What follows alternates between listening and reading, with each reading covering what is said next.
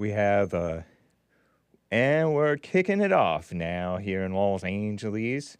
It is 9 a.m. here in Los Angeles, and I'm just getting the IG feed going. I like to be streaming on Instagram and other platforms too, right? You know? TheHakeReport.com. Let me make sure that the video feed is going on YouTube. Press 1 if it's going great. Just getting my things together. I'm excited for some reason. I wonder if that's a good thing. About today's show. Have a lot of things to get to. And of course, your calls. Your calls take priority. Let me just make sure that we're going. Looks like it. Sounds like it. It's 9:01 now here in Los Angeles. Friday. Good Friday to you guys. March 29th, AD 2024. And you can call in if you're listening during the hours of 9 a.m. to noon Pacific time here in Los Angeles on Friday the 29th. 888-77-JESSE, 1-888-775-3773. I'm live on Rumble, YouTube, D-Live, presumably Facebook, Kick, Twitch. What else? X. Shout out to the one X viewer, my one X viewer, the faithful. I like it. So, nice. Right on. What will we cover today? Well, I do have an appearance coming up. I am going to be on MadeByJimbob's Mixed Bag panel number 8. I was on his panel number 6 about a month ago, give or take. MadeByJimbob. He's been on the Fallen State. And I'm going to be alongside the great Chad O. Jackson. So it will be a must-see. Chad O. Jackson of Uncle Tom fame. He was on the Fallen State as well. Both those guys were on the Fallen State with Jesse Lee Peterson. And one Normal America with Rob Noerr, Noerr, N-O-E-R-R, I think. So that'll be at 3 p.m. Pacific Daylight Time today is the plan. That would be 5 Central, 6 Eastern. And then run on over to American Anchor Baby and catch Hake later. Or catch Hake and catch American Anchor Baby later. Because it'll be conflicting. Competitors. But what else will we be covering today? Different things. We'll see what happens. We'll see what I get to. Again, there's stuff that I am excited to touch on. No promises on getting to any of it. Okay? Let's just get right started with the show, guys. It's Friday. That's the AJ Gallardo original theme song. AJ Gallardo. Hope you enjoy it. Let's get going!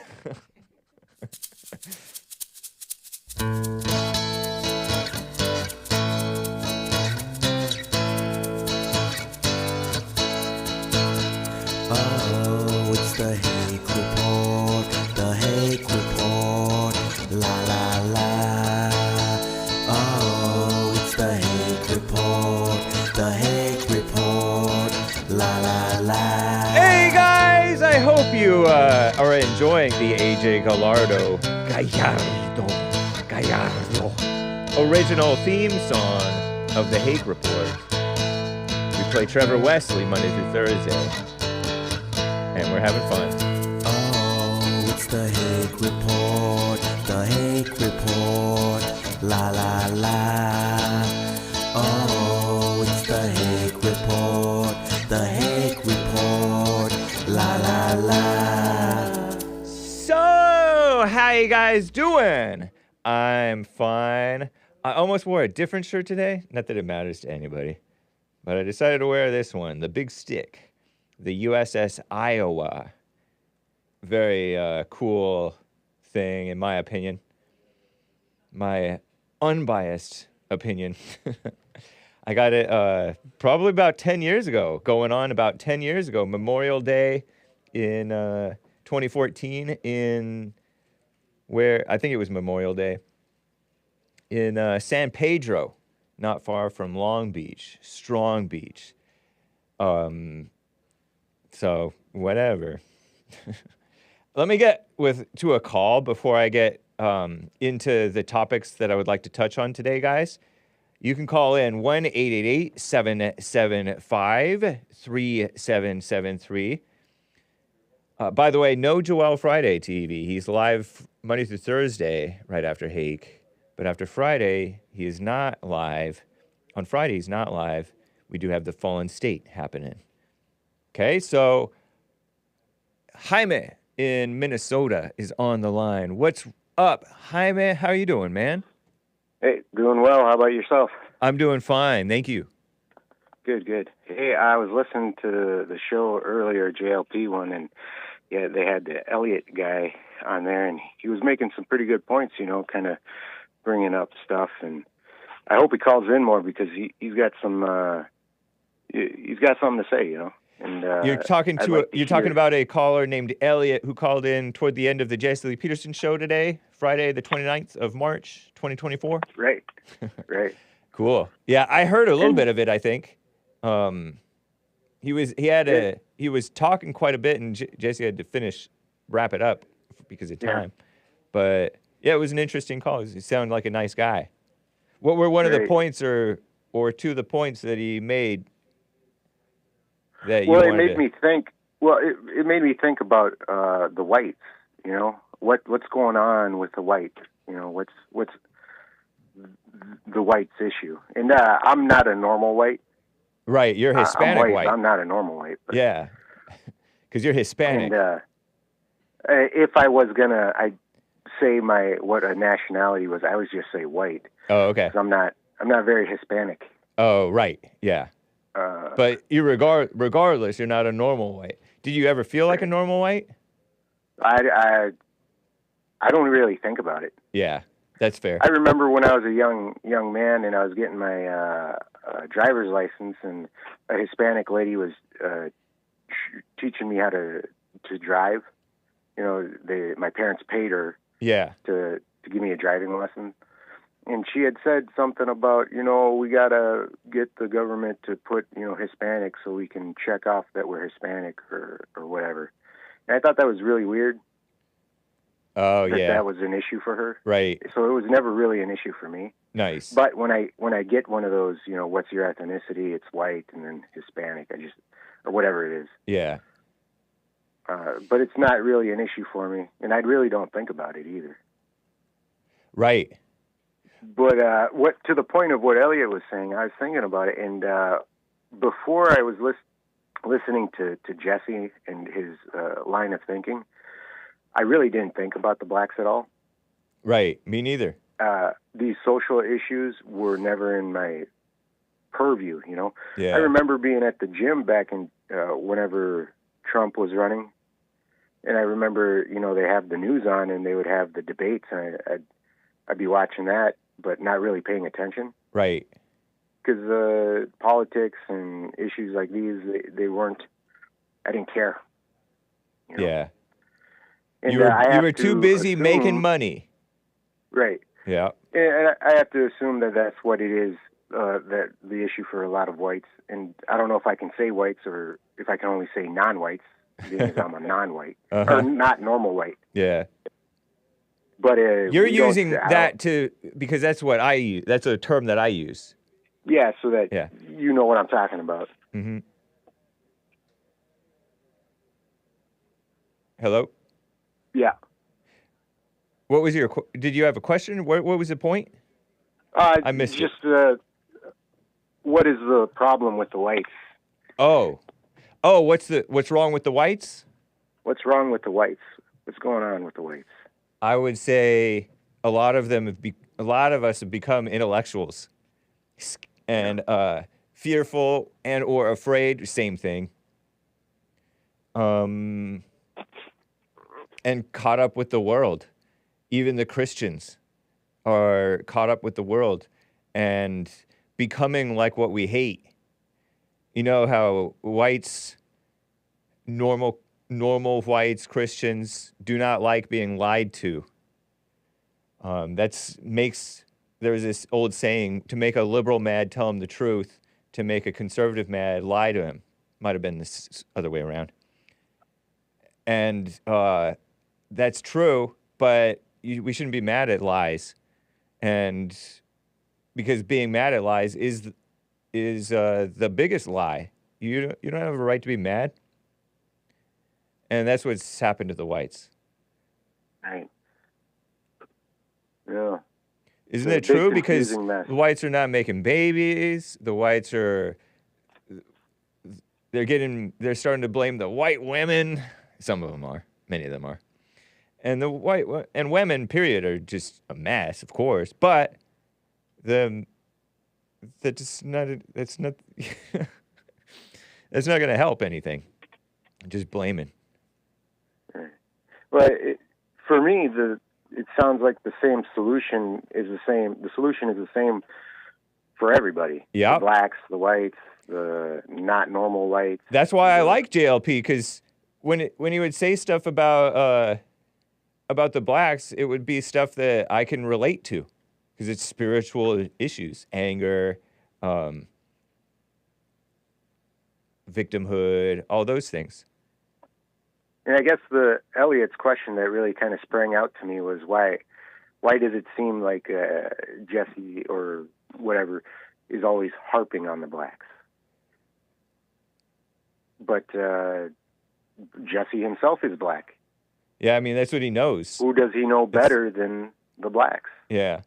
But he's not You know, always harping on. He's not always harping on the blacks, which is what's interesting about it. Is there's just sensitive about it. I guess I should have said.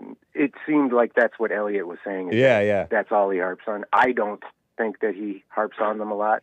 The people who are sensitive, the people who are black, feel like he's always harping on the blacks. The people who are women think that we're bashing women 24/7. The people who are gay or pro-gay. First of all, many of them don't even listen to the show, but they think we bash the gays all the time. All the sensitive people are oversensitive and amplify different parts of the different things that come up in giving the message, as if that's the message when it's not the message. And I guess what I think I hear from the shows is the spiritual message. Right. And I would say that that's what he's always talking about. He's always talking about something spiritual. Yeah. I guess it's all what each person is focused on. There's always going to be people who are gleeful at hearing the truth about somebody else or hearing facts about somebody else and being like, yeah, get that, take that, black people, take that, men, take that, women, take that, gays. So all that. Yeah. So who are you to harp on the blacks? Asks Karen Williams. I'm a man. Yeah. I'm in America. It's a free country. And the blacks are so entertaining to talk about.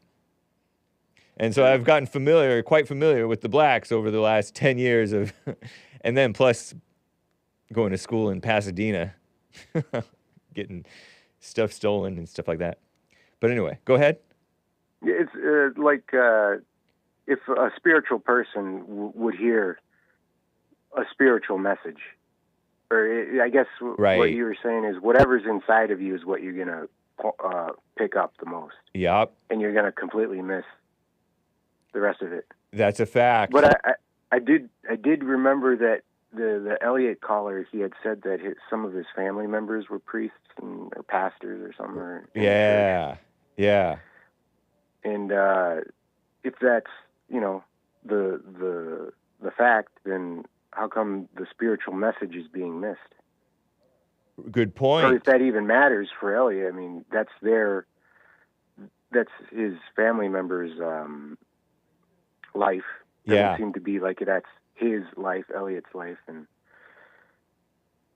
maybe if he focused on the spirit, the spiritual message, doing the prayer, forgiving the mother and the father, not harboring anger, seeing that anger is evil.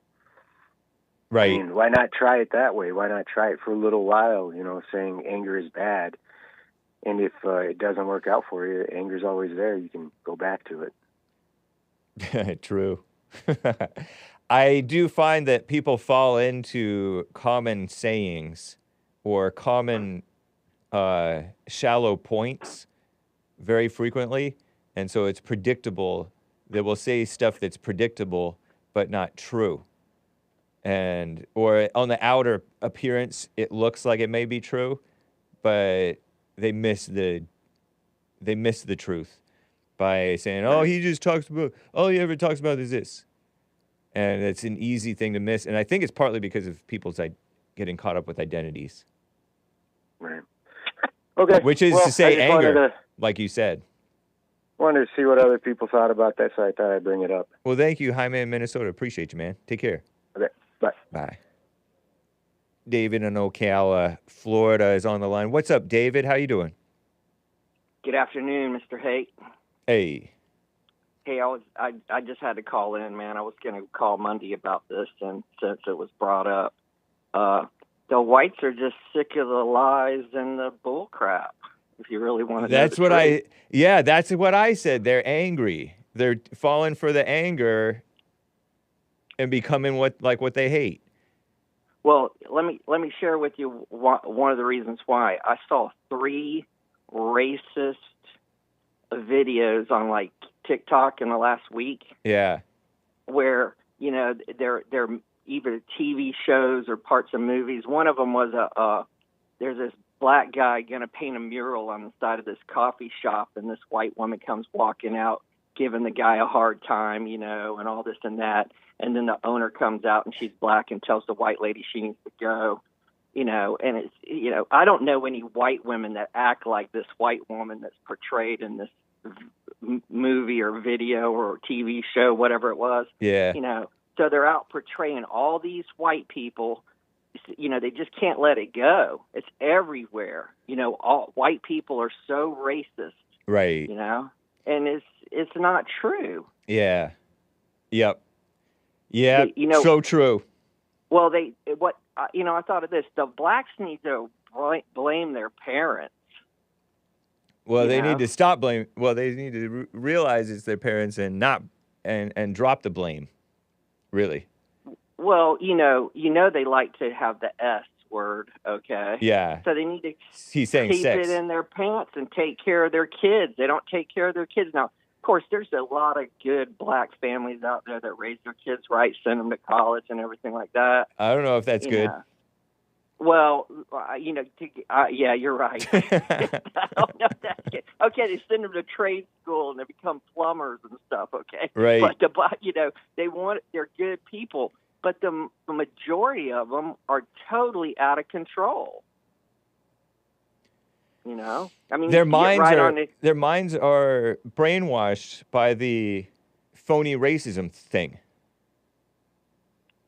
Well, what is causing these kids to break into all these stores and steal like this? What do you think? And then the stores are allowing them to do it. You know, some of these stores, if one of the employees step in, they get fired. Yeah.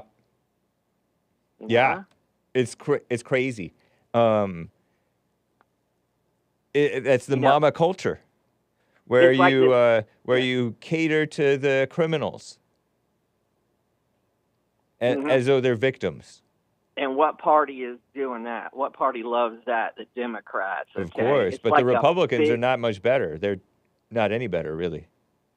Well, in Trump a sense, is. Yeah. I mean, yeah, Trump is, but even he's fallen for some of that stuff, in my opinion.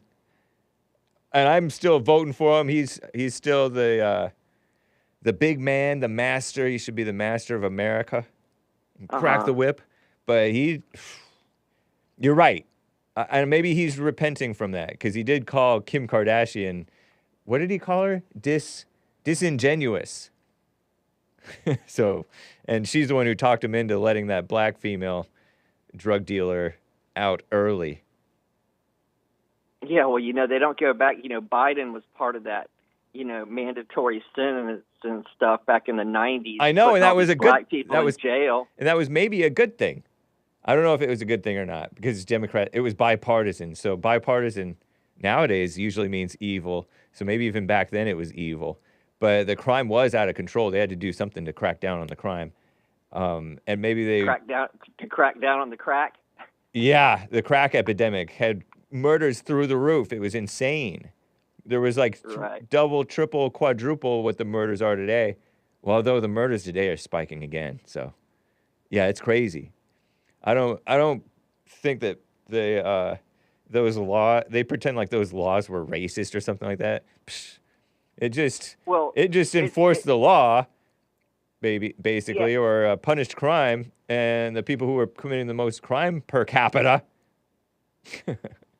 Well, I'll show you how delusional some of these people are that believe that Jesse Smollett, getting contrived that story about, getting a noose around his neck by two white people at 2:00 in the morning, going to Subway to get a sandwich, and the dude's still the Supreme Court now going to hear his case. Really? This guy, the Illinois, I think it wasn't it in Chicago. What? Did it happen in Chicago? Yeah, MAGA country.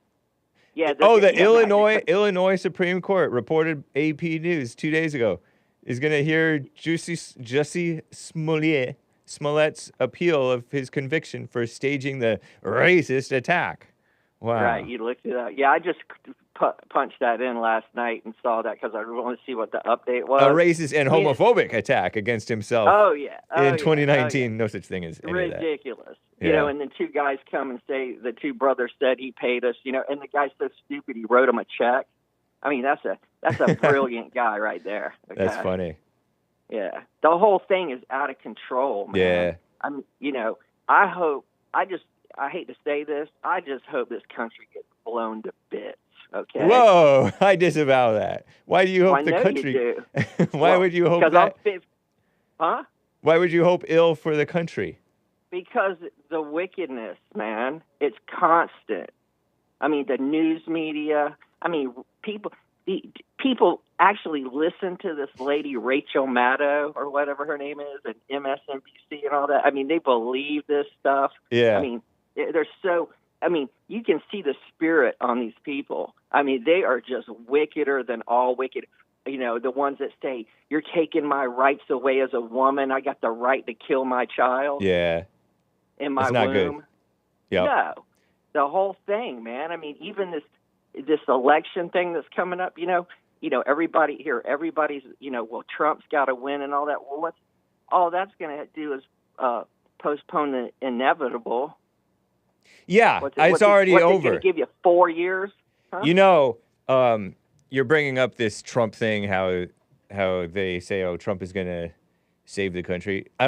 Is anybody actually saying that? Maybe somebody is. But I think of it as over, regardless. Mm-hmm. And maybe Trump can help turn things around for the better in some sense. But, the people have to change, and the people are a mess, including most of the Trump supporters. Yeah, they're godless, man. Yeah. They're godless. They don't know God. Okay, they don't know Him, and they choose this way. And eventually, what happens is God just turns them over to a reprobate mind. That's that's already happened to most of us. Right. I know. Yeah. And listen to you. The older you get, the worse, the harder it is to come to God. Okay, you keep postponing. You people out there listening to this, you keep postponing getting right with God, and the older you get, the harder it is to come to Him. Yeah. The harder it is not to come to Him, though, because it becomes harder. Your life becomes harder when you're older than when you're younger, right? Like you have less. I talked about this. You have less margin for error. Well, it's like I say. You know why the churches are full of old people? Why? Because they know they're about to die. Terrible. Or but maybe they're the only one. The old people are the only ones of their ilk who lasted long enough to be old. Maybe that's not quite right. I guess so. But anyway, listen. Do you see the stuff that I'm talking about on the TV with all this racism stuff, like I just said? Of course, yeah. I noticed that they're pushing this fake idea of racism and smearing the whites all the time. Of course. I told you before, man. I grew up in the South. I'd never seen a KKK person. Yeah. And all those people that used to be hardcore racists that would use the N-word and stuff, them old white men, they're dead. They're gone. And they weren't so bad anyway. They were probably they're probably what we need back in the country, maybe. That old school, cover your ears, kids. Your whole American, call you out when you're wrong, speaking their mind type of people. Well, who actually were decent when you got to know them. Well, they just commanded respect. You know, my generation. I mean, before your generation, we're about I think. Gone. Yeah, true. I said before your generation, especially.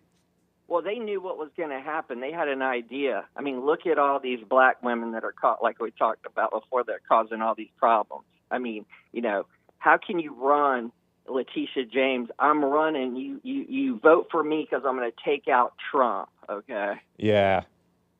I mean, phony you never woman. would have heard something like that 15 years ago or 20 years ago. So anyway, listen, man, y'all have a great day. Thank you. And listen, all white people are not racist, okay?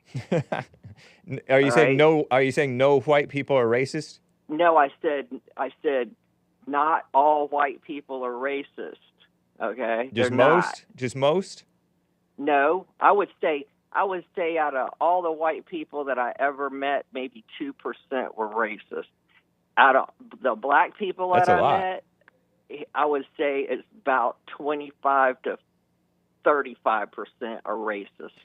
That's fair. I know what you mean. I think I would agree with you in your sentiment. Right. Yep. All right, man. Y'all have a good day. Have a great weekend. Take cool, care, man. buddy. Appreciate you. All right. Bye-bye. Bye. Bye-bye. Joe in Phoenix, Arizona is on the line. Joe, thank you for calling. Are you there? Can you hear me? Good morning, James. Hey. I've been extremely busy. Last week and a half, couldn't have time to call you.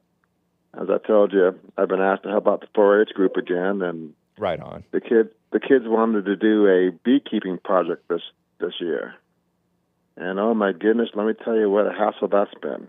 Beekeeping, huh? Has anybody gotten stung? No, we haven't even started yet. Oh, the insurance and the complaints, and we don't want bees in our neighborhood. Someone's going to get hurt. Blah, blah. Oh my goodness, the red tape nightmare, Hake. I mean, it's been an absolute nightmare. Wild. But that leads me to what we were talking about a week and a half ago about, you know, folks can't come into your neighborhood, you were saying is a good thing. You know, 20 plus years ago, when my wife and I were looking for a house to raise our kids in, we looked for many reasons. First, I'll use my own neighborhood as an example. This neighborhood has a bunch of wonderful amenities to it. Number one was the 4-H group. 4-H is a wonderful, wonderful program. College scholarships, all kinds of knowledge and confidence and skill building programs for kids, and you have to be a member of the community to join this 4-H group. Not to mention that real estate is the number one legacy wealth building asset there is. Yeah. And I knew that these large lots, because they're multi-acre horse properties where we live, would appreciate more than the regular homes over the years, and I was right. It's been 3 times more than regular homes. So, and the higher property taxes lead to great schools, great police, great fire department, all the above. So if you think I would give all that up just because some people are stupid enough to believe in skin color being a problem, you have to be out of your mind, Hank. But think about it. You just talked about how property values are important for like wealth building, because real property, land always is going to have some value. But land can drop in value if the people on and around that land are not quality people. And that's happened to many white communities. They had people who were not quality people who happened to be black or Hispanic or other, and that decreased the value of their property, so that property value, that wealth, was destroyed. Can you sympathize with what I'm saying? Do you understand what I'm saying? No, not at all. Because first of all, Not at all. You're stereotyping most black people, and that's ridiculous. I didn't even say most. I never did I say most or even all. All right, but again, the main point is... Did that happen? That's what HOAs are for, James. That's the whole reason for HOA. Homeowners associations? Correct. Are supposed to keep quality people in and low quality people out? Keep standards up of the properties, absolutely.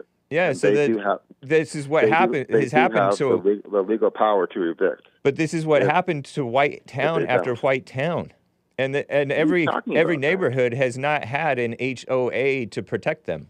I'm not for these HOAs, by the way. Almost every community has an HOA now. Almost all of them. I wouldn't say all, but almost all. But over the generations since they pushed this integration over the last several decades, many white communities have turned into ghettos, and it was after blacks moved into them, and many of those blacks were low-quality people who were committing crimes and not picking up after themselves and not taking care of even the exterior of their homes. So funny you say that, James, because again... True or false? That's totally false. How are you denying stuff that's just plainly the truth? Because you're making it up. Plainly, you're making it up. And again, I was over in the UK a couple of years ago and substitute the Irish for the blacks, and that's what still to this day they're saying. And I think you're part Irish, right? Maybe. There's an Irishman in my family tree. I've been thinking about shaking that tree down. So yeah, there's a little bit of Irish in me. I'm more Scottish, I think, than Irish, and that's where I might have gotten my red hair, or Danish. I don't know. Yeah, there's more Scots with red hair than Irish. Actually, I read that recently. Interesting. But how are you saying that it's not true? I made it up. I didn't make it up. First of all, you can't point to a single instance of that happening. You're making that up, James. I don't, because I don't know any specific ones, but Azzmador has doesn't exactly nothing. I know that it's generally the truth. I know that, for example, general truths. Well, general truths are truths, or facts anyway. General facts. It's generally true. It's a fact. It's a general fact that it's happened, man. The heck? You thought more black men were in jail than in college. I never thought that. A general. You agreed with it. You agreed with it wholeheartedly. See, now you're just making stuff up because you don't know what I agreed with or not. I heard you agree with it when a caller called in and said that. So you claim. You just make up. You're making that up. Nope. Okay, so we're going to accuse each other. Yeah, because you're accusing me of something that's not true. Look at the different neighborhoods in Texas. Okay, so one of my sources for this point that I'm bringing up about how white property value has been destroyed. You ever heard of white flight? I've heard that phrase before, sure. And that actually happened, right? Nah, not as much as you probably think it did. You don't know how much I think it did or not. Answer whether it happened or not. It happened. Yes or no? I said yes, it has happened. Yeah. All right. So that's an example of... Gentrification has happened, right? Huh? Gentrification? Yeah. Gentrification is happening Yeah, now, but that's right? a separate situation. How is it? That's separate because it's white people moving in, right? Well, white people moving in didn't destroy the value. It increased the value and, destroyed their ability to pay for the land that they were sitting on. It's a totally separate situation because you're changing the subject. And I don't know or care what your point is about gentrification. But I'm talking about, we're talking about land having value and property values going down. When crime comes into a neighborhood's value goes down. And Azzmador has called into the Hake report before and talked about how whites generational. Is a criminal. I don't care what he says. Well, that's called a ad hominem. No, it's called an easily searchable fact about Azzmador. That's called an ad hominem because you're not easily searchable fact. Do you know what an ad hominem is? I told you that word. But I knew it before you told me it. Do you know what an ad hominem is? That's a yes? You know what an ad hominem is? Of course I do, yeah. Okay, an ad hominem is when you attack the person and not address the facts that the person is bringing up. And the facts, As Mador the was historical the one who said facts. there were more blacks in prison than in college. So he's a known proven liar. Boom. You're being immature. That's funny though, because I say boom as well. But that's not a lot. He's not lying. He was mistaken if he said that, and I don't know if he said that. He's lying. Nope, he was lying. Okay, you're lying too, because you're pretending that this is not it. Let me just finish my point. He said that his father himself moved the family out of their home because the first black family moved into his neighborhood when they were doing this forced integration stuff. And so he came back to that town that used to be safe and beautiful and white kids playing even after dark. And now it's a ghetto and crime-ridden. So that is one example of white property values being destroyed and them having to move and be uprooted to protect their lives, and their wealth has been destroyed. You can't trust what a criminal says. That's dumb. Mm-hmm. See, that's dumb. You can't address something that's just plainly logically true with even a cursory knowledge of history in America and looking around you, and the typical black community is a mess. Typical, really? You sure about that? It's typical. No, you're not. No, you're not. Yes, it's typical. There are plenty of examples of flourishing, upscale black communities. And those are the exceptions and not the rule. Absolutely not. Yes, absolutely so. Look at all those. Look at all the major cities. There are plenty of low-income ghettos. Yeah, not just plenty, but it's the rule. It's typical. Okay, well, look at all the flyover states. There's plenty of poor white neighborhoods too, James, that are also opioid addicted and just suffering as well. So don't just put that all on the black. But that's irrelevant to the point that I just made. It 100% is relevant. How is it relevant? I'll give an example. You've heard of Sammy the Bull Gravano, yeah? I've heard of Sammy the Bull. He was alleged. They called him a rat, but he was like a mob guy, Italian. Yeah, he was a mob guy. He was the underboss to John Gotti. Italian, right? Italian, yes. Yeah, not a normal white. Normal FYI. white, okay. Believe it or not, when he, as you say, turned rat, they put him in witness protection in a horse community near me, here in rural Phoenix. Nice. Of course, no one knew at first, but then the word got out because the idiot was dealing meth while he was on witness protection. Sammy the Bull? Sammy the Bull. Okay. But the community he was in, very upscale community, $1 million plus homes. Yeah. And when they found out about it, the community members, they were livid, and they tried everything to get Sammy the Bull out. And this was before he got arrested for dealing meth. But they couldn't do it because he was in witness protection. And again, folks have rights. You can't discriminate on people, even if they're criminals. You should be able to. Well, I mean that's an example of a real criminal who went on to do criminal things, and they still couldn't get him out of the community until he went to jail again. So your answer is whites do it too, or something? But this is not a white; he's an Italian. Italians aren't white people, James. They are not normal whites. They're not white Americans. They're white Italians, and we normal whites have had issues with the Italians because they're all into their Italianity and the mob and all that stuff. You don't know history? Very few Italian people are in the mob, James. I know, but they are into being Italian. They'll get mad for me pointing this out.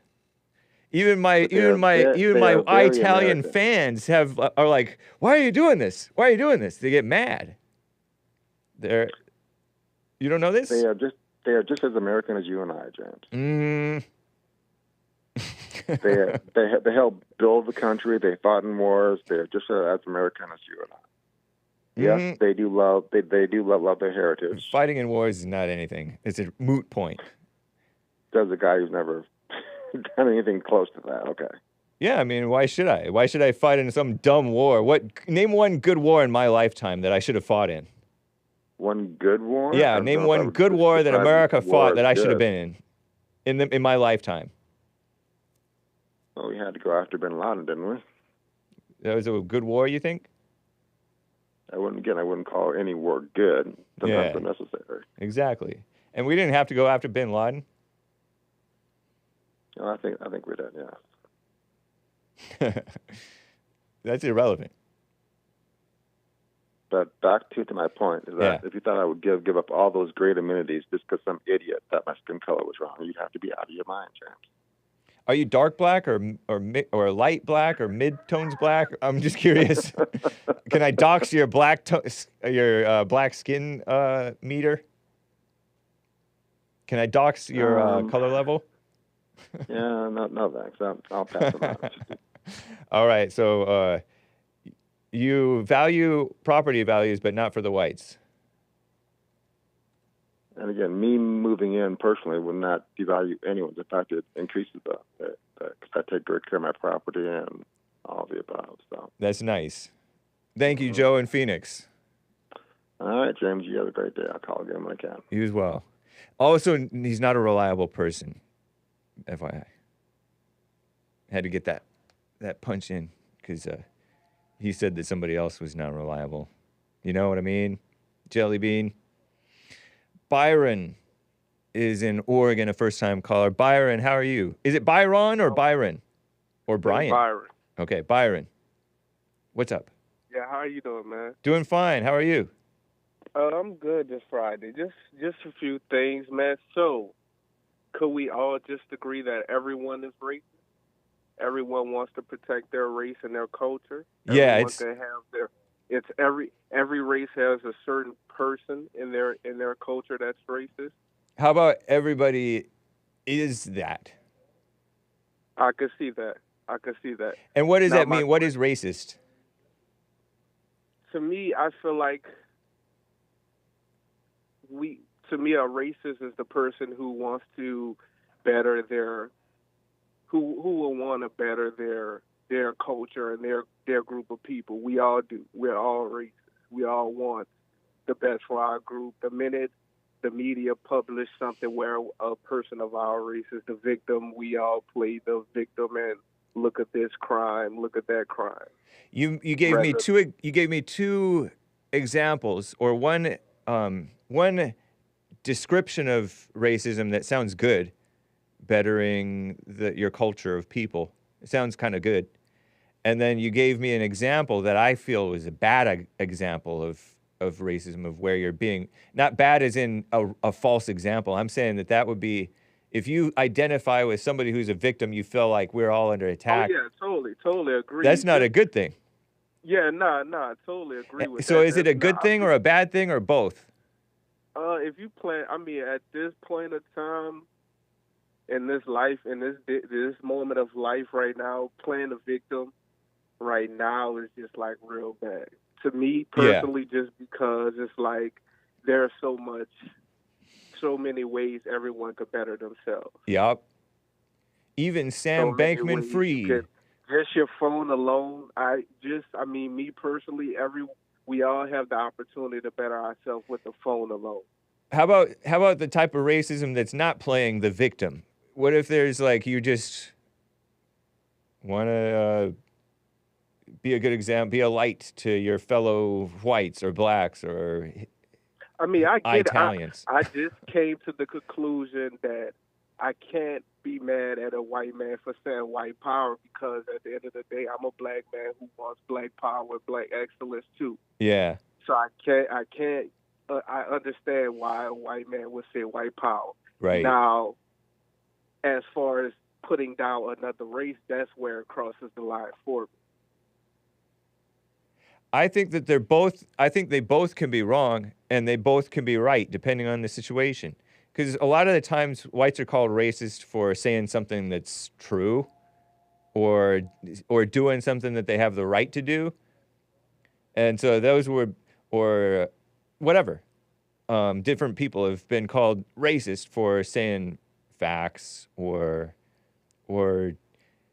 discriminating when they have the right to discriminate. So those things are fine. It's just, to me, is no one has room to talk on this planet right now. We all are not saying like everybody, we all are dealing with something right now, that a skeleton in our closet. So no matter the race, you don't have the right to put down someone. Like, okay, perfect example, the DEI situation. I mean, to me, I don't agree with the DEI stuff. I feel like earn it, you dig? Yeah. The DEI could be on both sides of the field of whatever race. Anybody could be a DEI. Meaning, like a white could be favoring the whites, or the people who feel sorry for the blacks could be favoring the blacks, or the gays, or the women, and all that stuff. In a sense, yeah. I mean, the men could be favoring the men, and the feminists, male and female, can be favoring the women. Yeah. I think that sometimes you don't want to favor somebody above what's right, though. Respectfully, we're here to live off facts and not feelings. Totally understand. You should respect somebody's right to discriminate, but you yourself, like, somebody has a right. If somebody's being discriminatory, they have the right to be discriminatory, because everybody discriminates. Yeah, and you want the right to discriminate, whether for right or wrong. But let's say right now everybody's excited about this black woman who has been attacking she's been criticizing Israel. And there are a lot of people who also criticize Israel. And some of these people who also criticize Israel are all taking her side, saying, well, I stand with her. And to me, that's lame, because one, she's a woman who shouldn't even be running her mouth about stuff. She should be being a mother and a wife and go sit down. And two, there's a company that fired her, and I don't know why, nor do I care. And they're like acting like this company is a hypocrite because they're not for freedom of speech. They're canceling this woman, but they have a right to fire her. And maybe it is hypocritical. Maybe they should not be against canceling and discrimination, because I discriminate and cancel and censor for what I think is right. And then the evil people discriminate and cancel and censor for what they think is evil, or for what they think is right, even though they're evil. So I want... Now, the only reason I'm going to disagree right there, the only reason I'm going to disagree with that is just because all that to me sounds like infringement on my freedom of speech. It isn't, though, because they don't have to keep you... They don't have to keep... Totally, they could fire me as their business. Yeah. It's a contract in between them. Right. They don't have to hire me. I can go tell someone else. They never should have hired her in the first place, my opinion. They were wrong for hiring her. And maybe their reason for firing her is wrong, but they have the right to fire her. I don't care. True. It's probably the best thing for her. Maybe she can go home and tend to her children. But anyway. If that's what it... See, now this is my thing. This is my question. When are we going to all put this aside and realize that we're being attacked as a country? This whole by what?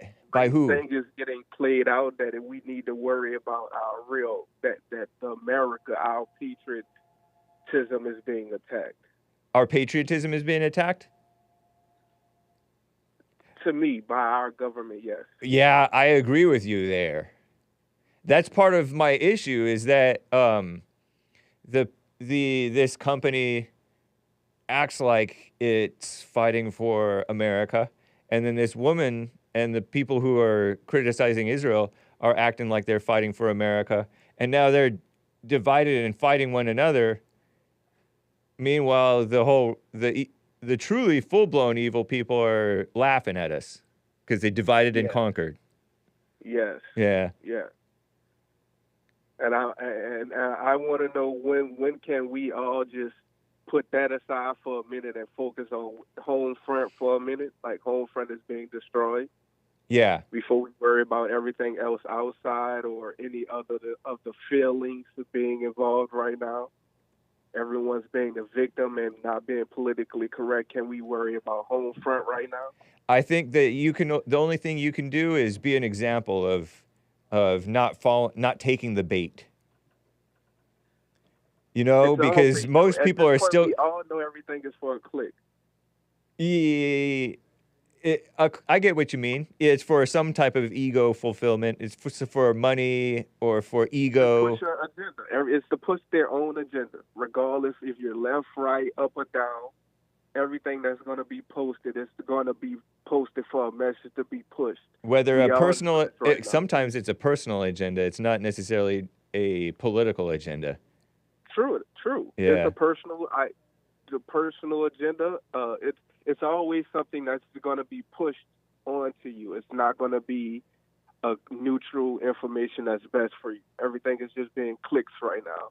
So we need to really tighten up the information we intake and really, like I say, worry about America right now. I'm sorry to be selfish, but we need to worry about America. Yeah. Yep. I agree with that. That's the one. That's the thing I agree with when, with regard to these, like the critics of Israel and all that stuff, is that I'm not for funding this stuff. You know what I mean? I'm for them having the right to put the smack down forcefully, and the UN founded them, and now the UN is turning on them. But I guess that's the way of the world. That's a little crazy now. Now that I'll have to look more into it, man. But I don't want to hold you up, man. Enjoy your day. Interesting call, man. Call me again sometime. Byron in Oregon. Will do. All right. Take care. Bye. I have a bunch of super chats to get to. The lines are full, guys. Over on Rumble, some Rumble rants. Evil is Still Real says, Jaime calls in, and he spells it completely wrong. Everybody's calling it completely wrong. It's Jaime. Come on, learn your Spanish names. This is America. Learn your Spanish names. But anyway, brings up a subject on air, then concludes the topic with, I don't think about it that much. A classic Hake report call tard. Yeah, interesting. Thank you, Evil is Still Real. Shout out to Jaime. Evil is Still Real says, Bond Network, the only place where they talk about the problem with blacks, and he capitalized the B, and radical homos, and then they cannot seem to understand what the problems with SOMO pedos, PDF files.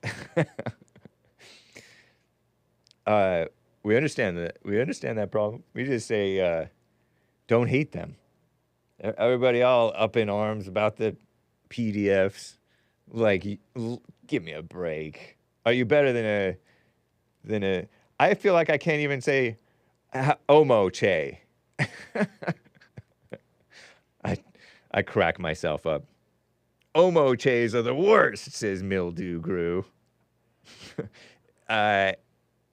Evil is Still Real says, white people are not racist, but they should be. The problem with white people is they forgot that they are racially superior to all others, which I disavow for the sake of the channels, obviously. Bring back racism and society will be healed. Yeah, I mean, what the stuff that I used to always call it a false diagnosis, that most of the time people call racist for telling the truth, or for doing something they have the right to do, or for being normal. So be normal and tell the truth and do stuff that you have the right to do in the right way. Nice. Evil is Still Real says, funny that Joe does not think that he is one of the bad blacks that creates that righteous stereotype. Joe, you are one of them that no one wants. It says Evil is Still Real. I say he is one of them because he does think the black way. He thinks Obama was a great president just because he was like, had a quote unquote family. He's married and he has his children. Married to Michelle, who is a woman, a lady, a female anyway, and has those children. But he is one of the bad ones. He is one of the bad ones because he thinks black, and he is an intellectual, and he thinks anger is right. Evil is Still Real says the first family to move out when the first black family moves in is the family that protected their assets the best. The last families could not sell the house, stayed, and their daughter got R-worded, he says. Whew, that's a terrible thought. Evil is Still Real says, terribly true oftentimes, you know. Well, I don't know about oftentimes, but it's quite possible. Blacks have communities, quote unquote, but they have yet to build a single society, quote unquote, says Evil is Still Real, which I guess I disavow that just for the sake of the channels. Evil is Still Real says the amount of race complains about racism. The amount of race complains about racism is inversely proportional to how decent, smart, and attractive that race is. Blacks easily complain the most. And a lot of them are mildly attractive on the outside, but inward, they're like dirty tombs. Whitewashed tombs. Terrible. Asmodor says, we're not even a country. America hasn't been a nation in a long time. It's an economic zone, and we're productivity units. America is dead. Yeah, so you won't hear me. Kevin Howe was thinking, oh, Hake, your ilk says that America's over without Trump. But I already said it's over. I just appreciate Trump because he is like all true Christians are, the light of the world. You know what I mean?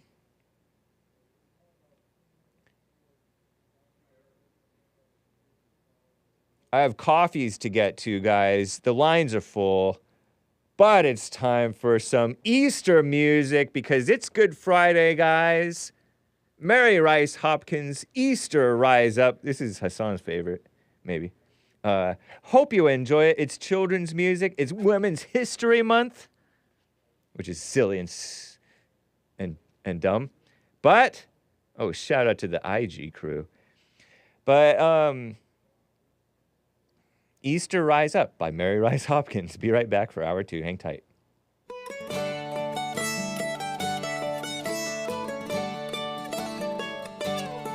Stand up, turn around, touch the ground, for I am alive. I can dance, I can sing, I can do so many things. I'll tell you the reason why. He rose up from the grave. He rose up from the grave. He is not dead, he is alive. He rose up from the grave. Stand up, turn around, touch the ground, for I am alive. I can dance, I can sing, I can do so many things. I'll tell you the reason why. He rose up from the grave. He rose up from the grave. He is not dead, he is alive. He rose up from the grave. Rise up, rise up, rise up, rise up, oh children of the Lord. I can run, I can walk, I can listen, I can talk. I am glad to be alive. I can work, I can play, I am happy to say this is the reason why. He rose up from the grave. He rose up from the grave. He is not dead, he is alive. He rose up from the grave.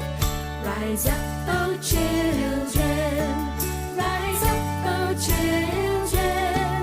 We are not dead, we are alive. Rise up, oh children. Rise up, oh children. Oh.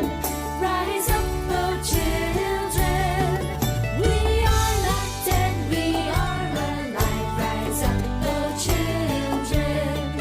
Rise up, oh children. Shout out to Mary Rice Hopkins. Right Extremely based and good, says CJ O'Connell. Extremely based, says John Black. This ain't the right version, though. Oh, you know what? I don't think that was... no, you know what? I don't think that was... I think it might have been a different song. I should go get that other one. Yeah. That was not the same one. But, yeah. Jesus lives. Eat your heart out. Eat your heart out. Well, I know Joel on Fridays. What he up to? He black. It's just I think that we're getting ready for the fallen state, and it requires some in advance stuff. This song is a banger. It slaps so hard. Trump can't save America. God will bless a righteous nation and curse an evil one. America is not righteous. Americans are not righteous. Yep. That's why you just got to work on yourself. You skip and work. A lot of you guys are skipping working on yourself and trying to fight for the country and stop the chomos and stuff. Oh, maybe I shouldn't say that word.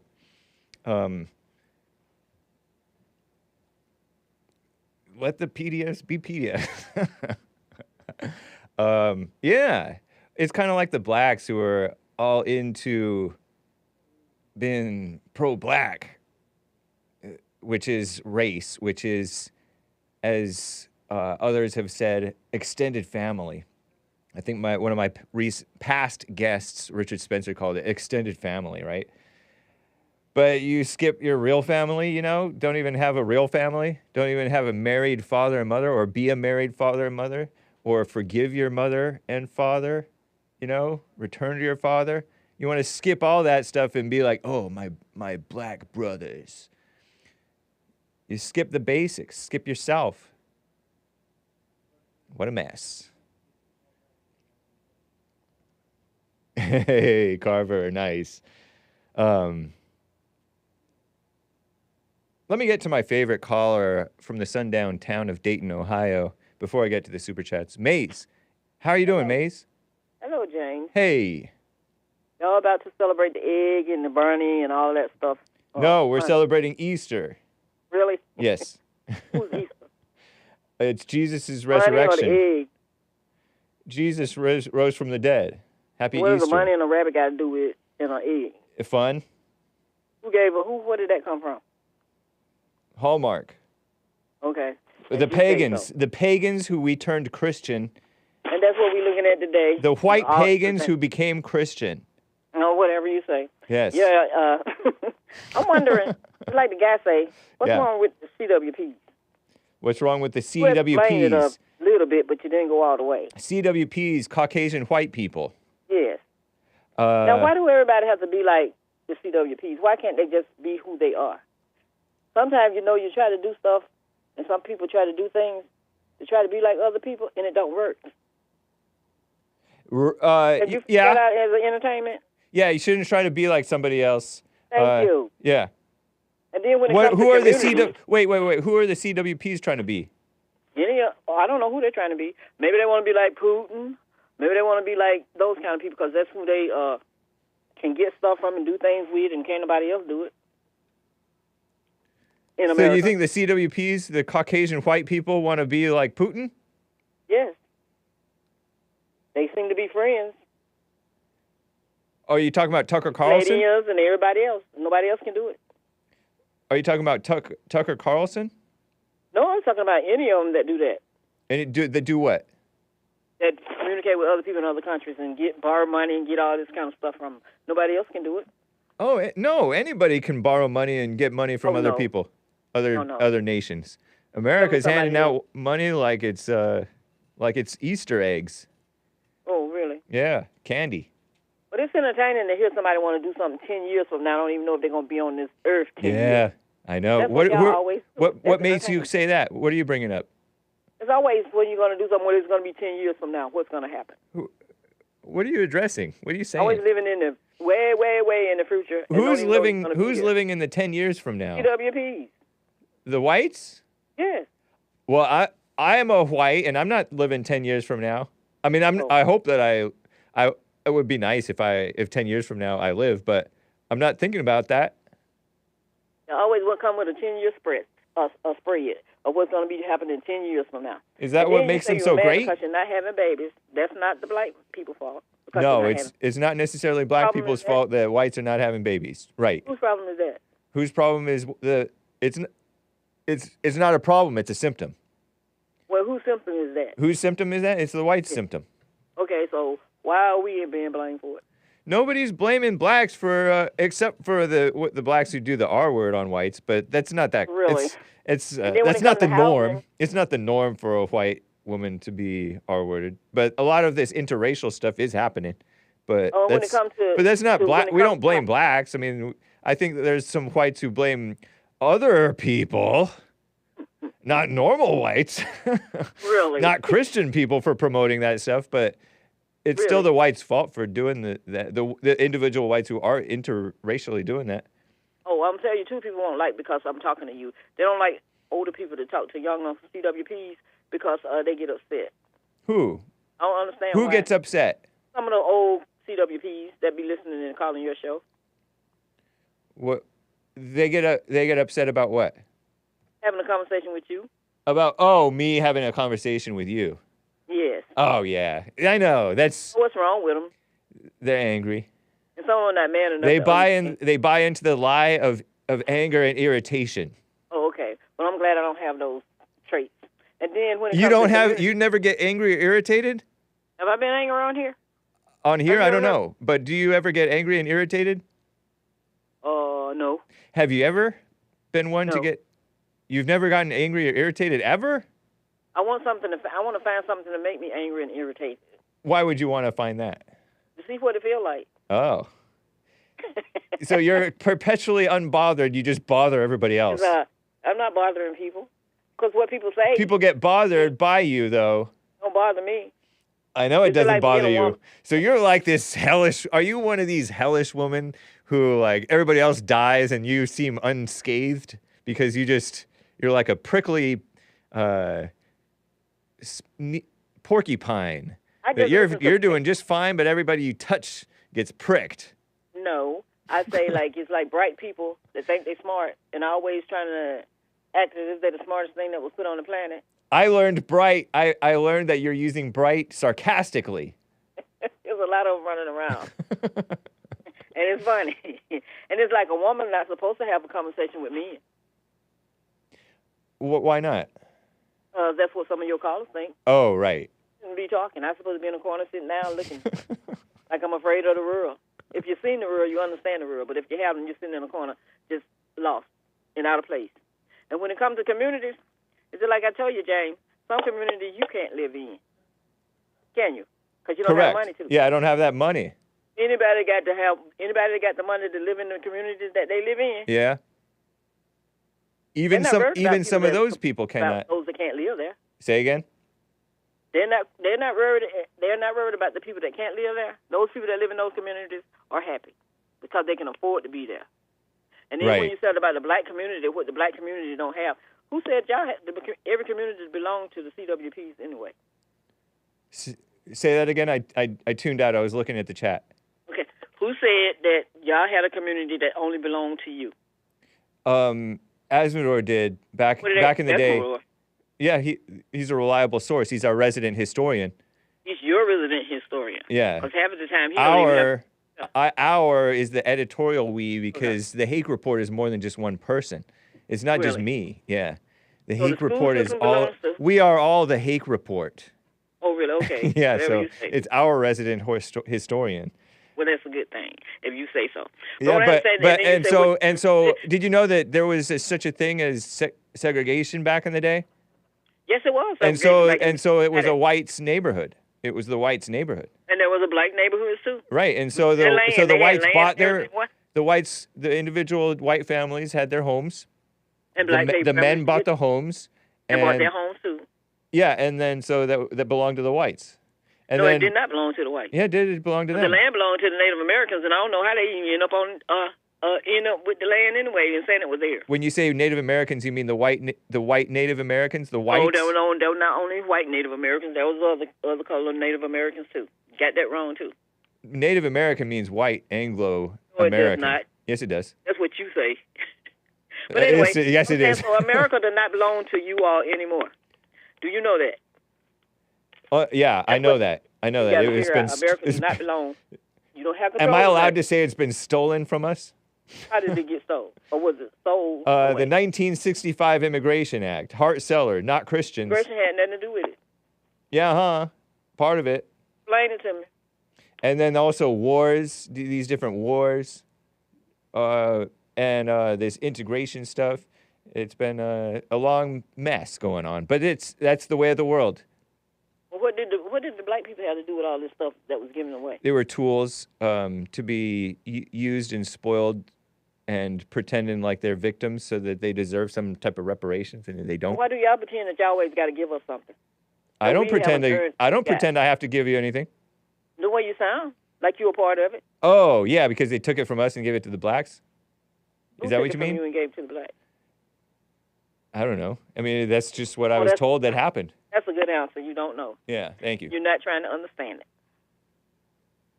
Understand what? Anytime, it's always complaining, why they got a BET, why they got a HBCUs, and why do they have this, and why do they have, because they started from scratch and built with their hands to get there, because nobody wanted them in there. Oh, please. People gave them all kinds of money. It was they didn't do that themselves?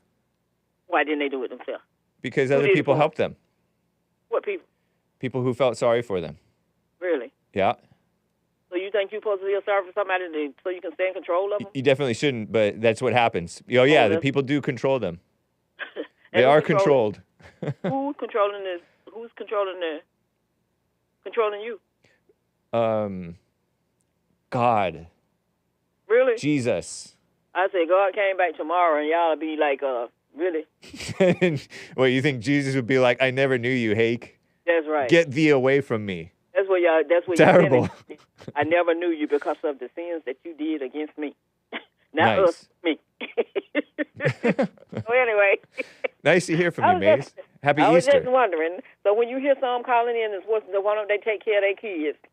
I send the same thing back to him. Why aren't they not taking care of their kids? Sometimes people can't take care of their kids. I mean, they're not allowed to. You tell them that. Why didn't you tell him that when he said, well, the black people can't take care of their kids? Who? And the black people can't. Black people can do anything everybody else doing. You're talking about my caller, David from Ocala? Dave from Ocala. He said the blacks aren't taking care of their kids, but David's taking care of his children, I think. That's not what I'm saying. I don't even know if David has children. I'm not going to dox. People that don't take care of their kids, that's why they have foster care. What good is foster care? Somebody else is taking care of them. A lot of foster care are bad. It's like when you go into a community, if you say, what is the community looking like? If you got a community where you got people that are lawn services, and then you got a side that don't have lawn service where people have to do it themselves, and it's just like you living in an apartment and somebody living in a house, they're going to look down on you just because you live in an apartment and they live in a house. Oh, yeah, that happens. I have a super chat for you, Mace. As long as it makes sense. Big Bump asks if you've ever resided in the South. Yes, I have. Which? Same place Jesse is from. Alabama? Yes. As a child or in your teen years or 20s or what? As a child. It's where I grew up. That's why I listened to Jesse tell his tall tales. Yeah. Well, your accent is not necessarily an Ohio accent, so. Do it have to be? No, it's fine. No. Okay. Yeah. Thank you for answering that. Then and one more, I had one for the one out with Rick. He said Africans live in huts. Some of them do. Some of them sleep on their shoulders. Have you ever seen that? They sleep on the ground with their elbow on the ground, and they sleep on their shoulders. That's impressive. He's thinking about watching the Tarzan. Those people don't live like that. Tarzan? Let me go visit. Maybe he'll have a snapshot of what it really looked like. Have you ever seen? Are there any huts in Africa? Yeah, sure. Do any Africans live in those huts? I'm saying depending on what part of the country you're in. But in those huts that are in Africa, do any Africans live in those huts? Yes, they do. But what does that got to do with? And so Africans do live in huts. How they live, like they all live that way. Are there any tall buildings? I don't think that he thinks that all of them live that way. He does. You don't know that. You're just saying that. You don't know that. I've never heard in my life. You're making an assumption about what you think that Rick thinks. I wish I could send him some pictures so you can know how up to date they really are compared to where he is. Thanks to who? Thanks to who? Yeah. Who updated Africa? A camera that took pictures of things that you see with your eyes. Wait, who updated Africa? Oh, no. Huh? Who updated Africa? I'm curious. Who updated? Yeah. What you mean? You said Africa is up to date. Who updated it? Maybe China. Oh, yeah, China's done a lot. But the whites, I think it was the whites. No, maybe the China, CWPs. like they're going to do a lot here. Huh? And y'all going to just be sitting there looking at them, too. Oh, like, China? Really? Yeah, they're taking over. And they're taking over. It's wild. Mm-hmm. Well, thank you, Maze, for your calls. Yeah, you have a good one. Instead of to have the whiner to come on in and start complaining. The whiner? All right. You don't like me to call him the other name. Oh, right. Yeah, that's true. So nothing upsets me. Nice. Well, So good for you. You too. Maze in Dayton, Ohio. Mr. J is a first-time caller, I think, out of Arkansas. Mr. J, thanks for calling and holding. What's up? All right. Joe from Phoenix called earlier about how that, blacks don't live a different way from white people when it comes to different areas and different things. Stay close to your phone and be on regular phone, Mr. J. Yeah, I am. I think it may be the service where I'm at, and it's windy too. Okay. So I live in an apartment complex, okay? Nice. And I've been there for about 3 years or so. And foreign exchange students come in from all over the country. And who do you think the only people that we have problems out of? The Section 8 ones.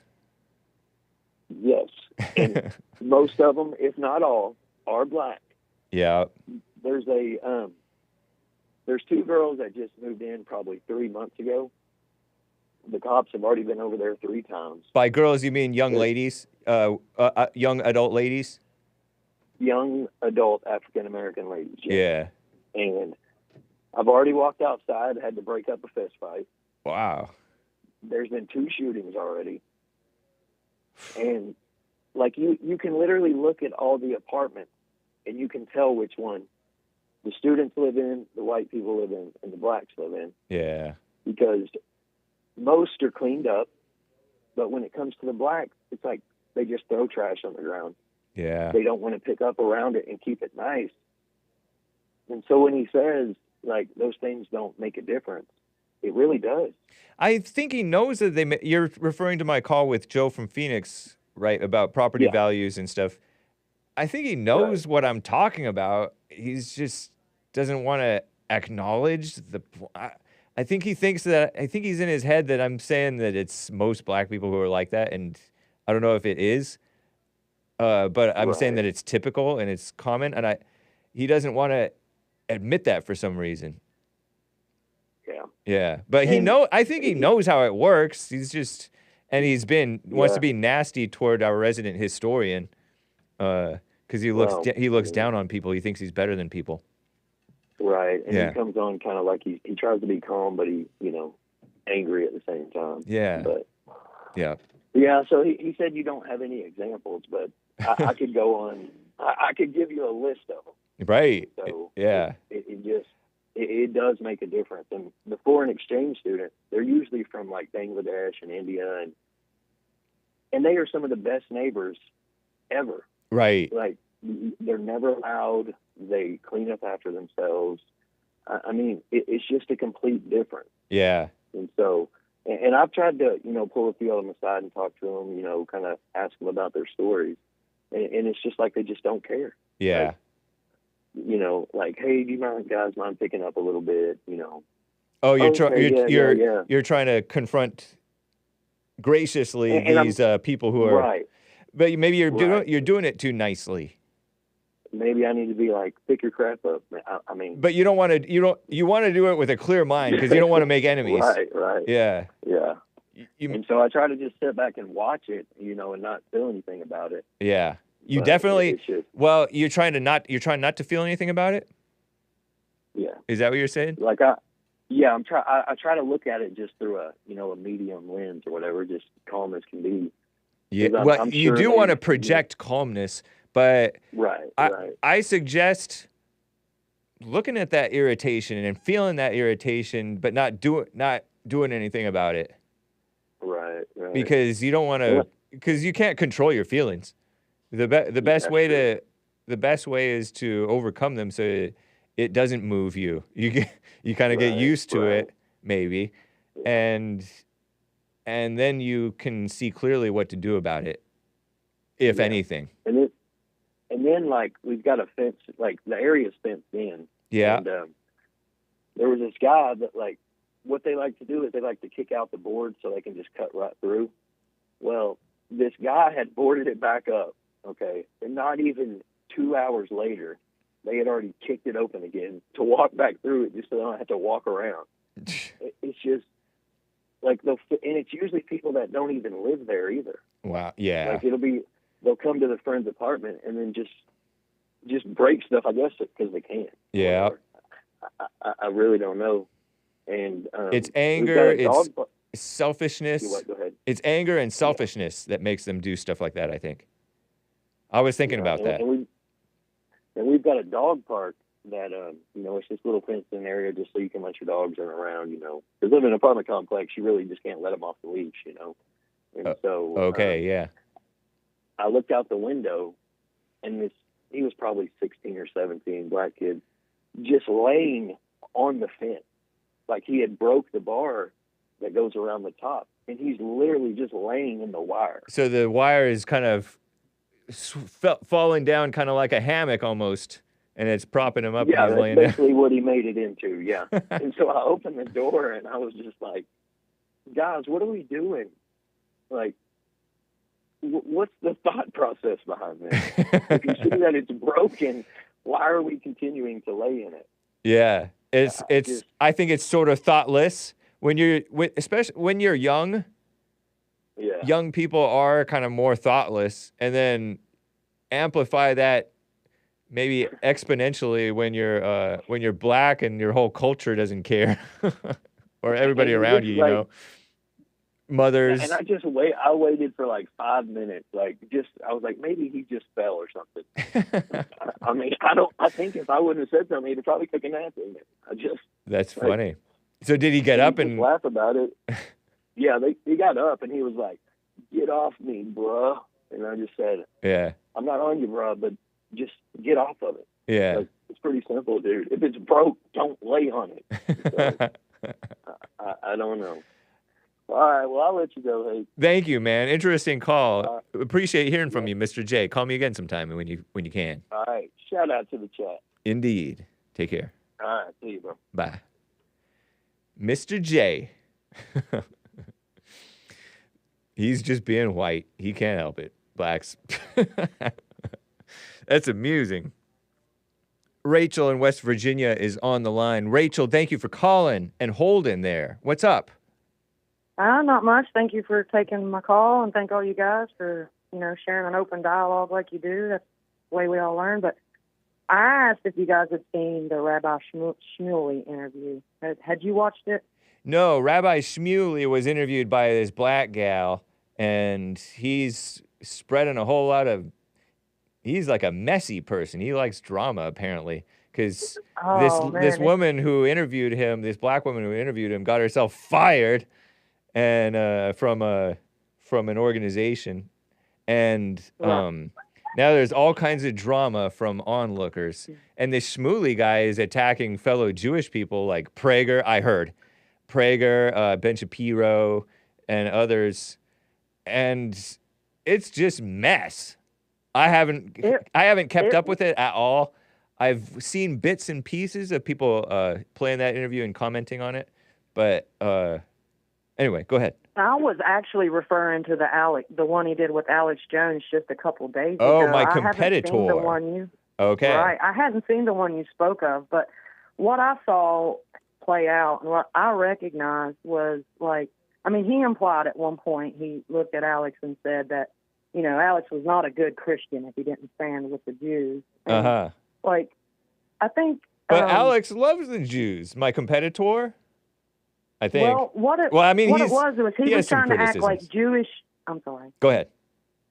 He was trying to act like, by his words, by implication, was trying to act as though, Jewish people have a monopoly on God. He said, quote, because Jesus looks like him, and because the Jews are the only ones that kept his law and his calendar, that to be a good Christian, you must be on the side of the Jews. And, I've ran into this. I grew up here in West Virginia in the Bible Belt. Yeah. My grandfather's a Baptist preacher. And they have this, this is at the heart of this, red heifer prophecy. Everybody's, fearing and... Red heifer prophecy? Like red female cow? A heifer is a cow, right? Yes. Okay, a red heifer prophecy. I haven't heard of that one. Well, there's this... But he said we Jewish have to be on the side of the Jews. it. Which Jews? Because he's on a side against other fellow Jews, and the Jews are pretty divided, and then Israel's pretty divided. And then Chuck Schumer's a Jew, but he's attacking another Jewish guy named Based Bibi Netanyahu. What a mess. And denominations, Christians have many denominations and quite often don't agree. But my point is, this is the question it brought to mind that I think is, pivotal. Do we believe as society, as humanity, that any one group or any one race, any one religion has a monopoly on God? Right. Do we believe that? Because there are people that believe that Christians and Jews should be aligned. Like around here where I live, they believe that Jews are chosen. And he said the reason why he thinks they're chosen is because they're of the bloodline of God and they've kept his law.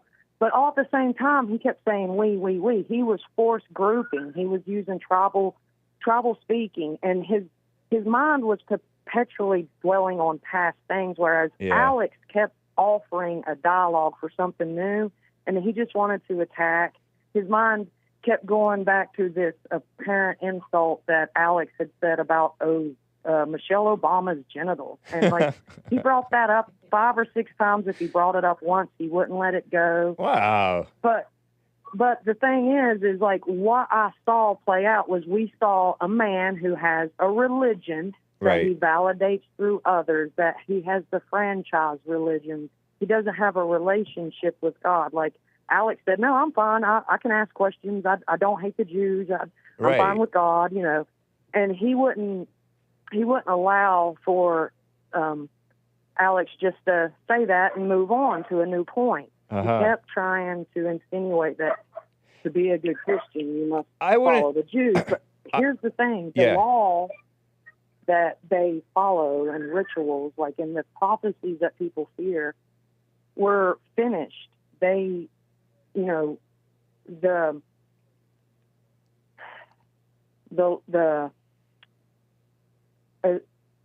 how to say it?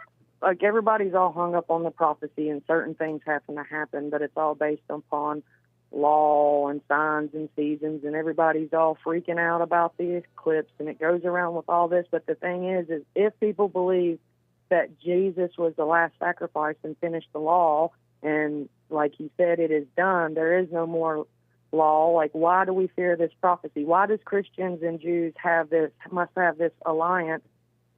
Like, I don't understand, because again, Judaism doesn't even have like this duality, like heaven and hell, good and evil. They don't have Satan.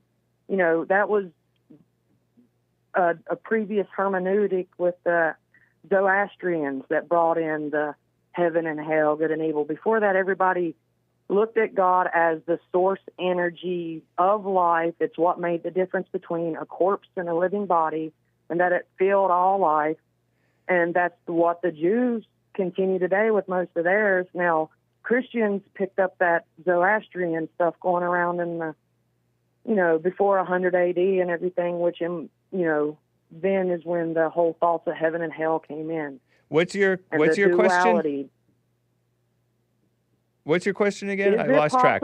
It's just a dialogue I have my own thoughts and stuff, but is it possible, the question, that any one race or religion has a monopoly on God, like this source energy that we're all trying to connect to? And what prompted this question is this crazy so-called rabbi's sayings. My impression is he seems crazy. I don't know. I haven't even watched him speak, but based on what people are saying about him, if what they're saying is true, if it is indeed factual that he's attacking these people and attacking those people. It sounds like he's on an ego trip, which is to say crazy. So I wouldn't put stock in what he says. I'm sure there are other crazy people who think like him, but a religion having a monopoly on God, is that what your question is? Can one religion or people have a monopoly on God? What's a monopoly? Where we know control. They have the. I don't think so. The connection I'll say to God that's stronger than the rest of us. They have. Well, I mean, I think Christianity is right. I think Christianity is the right religion, but a whole lot of people, most of us do Christianity wrong anyway. I think God is the only monopoly, here. No, the people don't say who God is. God says who the people are. People who have it backwards. It's kind of even going into all this race stuff. It's like this exceptionalism. It's like, there's this ideal that Jews are exceptionally spiritual than the rest of us, that they're exceptionally tuned in to the source, the energy, the universe, better than all of us. And people put stock in that. That's why they're paying attention to these prophecies. That's why they have. You're talking about your neighbors, your fellow white Christians in West Virginia? Around. Okay. Yeah, I'm not. Yes, people I live around, they put too much stock in it. They think it's the end times. They think that the Jews have it all figured out and we're all going to be destroyed. And these are like boomer Christians, right? Pretty much, yeah. Like I said, I have a grandfather, a Baptist preacher. He didn't make it out of 5th grade. Went straight to the coal company. Your grandfather is a pro-Israel, like a Zionist Christian. Is that what you're saying? Yes. Okay. Yeah, because I guess it says at a time or two that Israel is a chosen people. It doesn't say Jews. It says Israel is a chosen people. Yeah. And I've heard many Orthodox Jews say that. And then later in the New Testament, it talks about God chose other people from among the nations to become his people, grafted in. The Gentiles. It actually says that he stopped. And then he also said that a whole lot of Israel fell away, and just the remnant would remain. So only like a third or a handful or whatever, I don't know, of Jews are truly will know God. So, Shmuley tried to point out that there were several factions even in that day: the Sadducees, the Pharisees, and then you had the Sanhedrin, which were they all became in cahoots. They wanted to kill him. There were individuals such as Nicodemus and stuff. Nicodemus was a Pharisee. He was a Pharisee who went and snuck around to see Jesus and listen to him about being born again. Right, and he was an individual that seemed to have he was a good Pharisee. A lot of Jesus' words and stuff, but he did not. Maybe. I mean, he had to sneak around to do that. And if you read about what Pilate, the Roman governor, had to say about it, and how he didn't understand why the Jews were trying to kill their own. He's just a street preacher in Pilate's eyes. Yeah. He didn't understand why they wanted to kill him, but he was releasing the Jews from the law, so to say, and the Jews knew that. The Samaritan at the well, the Samaritan woman, she was disgruntled and upset. She couldn't go to the temple. She couldn't worship God, and he told Rachel, her that, yes. You're all over the place. Okay. Don't worry your pretty little head about all this stuff. I get that you're seeing people are being crazy about it, but it's driving you crazy.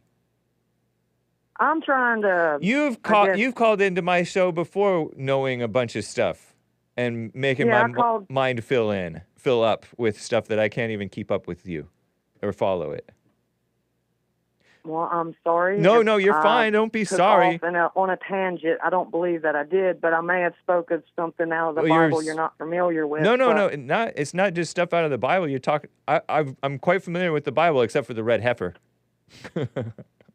Well, that's a Jewish prophecy. It's not Revelations? Because somebody said that Hake doesn't know Revelations. And I read it, but I haven't memorized it.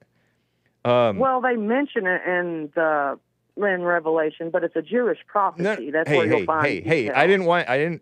I wasn't trying to give you permission to go off on it more. I'm just talking about the one thing that I wasn't familiar with. Okay, I believe It sounds. Are you apologize. bothered? Are you bothered by people believing stuff and like being duped or something? I'm bothered with people being fearful. Yes, I'm bothered about people being fearful. Don't be fearful about their fear.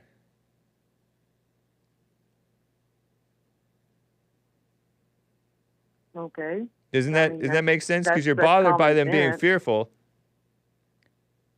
Yeah, I'm not bothered by it. Yeah, I you are. thought You just said you're sharing a bothered. Wait a dialogue minute. with you in Wait your a minute. conversation. Wait a minute, but you just said you're bothered by it, and now you're not bothered by it? Not in the way that you're trying to poke and prod like some emotional response. I'm not bothered in that way that I'll become emotional or angry at you because of any implications on your words. I'm bothered because there are people that I love and care about that are fearful of a story that has nothing to do with an actual relationship that one would have with God. Like watch Shmuley and people who need that franchise. Do you that think need God that is big bothered by religion. it? Do you think God is bothered by people being caught up? No, God puts right in front of people what they need to learn. Yeah. So you don't have to be a mama to them, to your grandfather. You think I'm trying to mother my grandfather? Well, it sounds like you're bothered Because by I the use people my whom you grandfather love. as a point of perspective that I have experienced something, that I can recognize a thing in another. Yeah. Doesn't mean I'm trying to mother him. I know, but you just admitted that you're bothered by that people are fearful. And you admitted that God is not bothered by it. Or you think you're better than God, that you should be bothered by it? Are you trying to suggest that I have hubris, that I know more than God?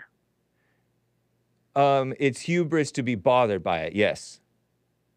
It's hubris to be bothered by people. You're a woman. You shouldn't be worrying your pretty little head about politics and religion. Okay. Even a man shouldn't be like this. Okay, so you got your machismo platform that you're standing on. Are you insulted? I'm sorry if I've I'm not offended insulted at it. I just know that you're going off. And I am? Yeah, you're going off on this stuff. Okay. And I encourage you to calm down. I'm quite calm. You're trying to imply. I'm implying that when you're rattling off all this stuff, you're getting really into it.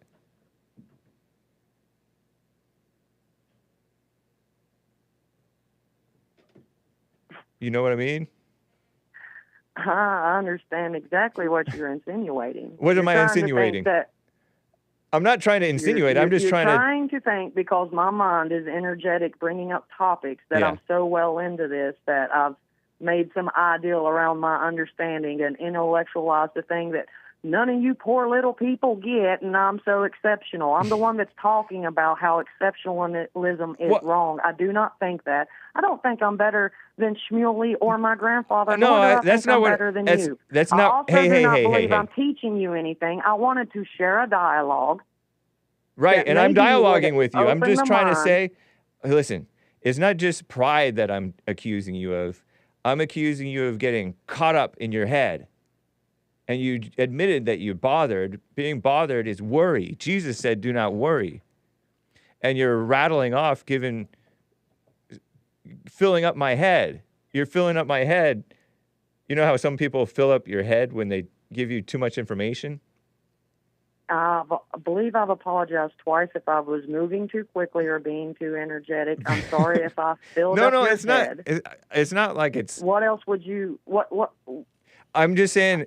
My point is, yeah, pride, but also, I'm saying relax. I'm saying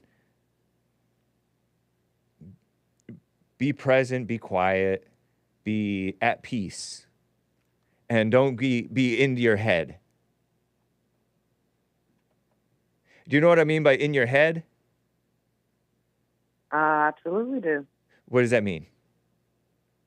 to be in my head is to listen to every little thought, every little whim that comes in and out, identify with it, then build a narrative around it, then inciting like this whole fantastical world around me that doesn't exist. Yes, I understand that. Nice. And I didn't even mean all of that. I just mean thinking about all this stuff. Did I describe it too clearly? No, you described it. You described it too into details that I didn't necessarily mean. You added in details that I didn't necessarily mean or think. Do you understand what lost in translation is? How do we share an ideal and set forth a structure? Do you remember the monkeys in the cage anecdote? Sort of. About how 5 monkeys were trained never to climb a ladder. You're the one who told me that one, right? Yes. Repeat it. Repeat this story for me because I like this story. Go ahead. Okay, there's an anecdote designed by businessmen to get business entrepreneurs and execs to think outside the box.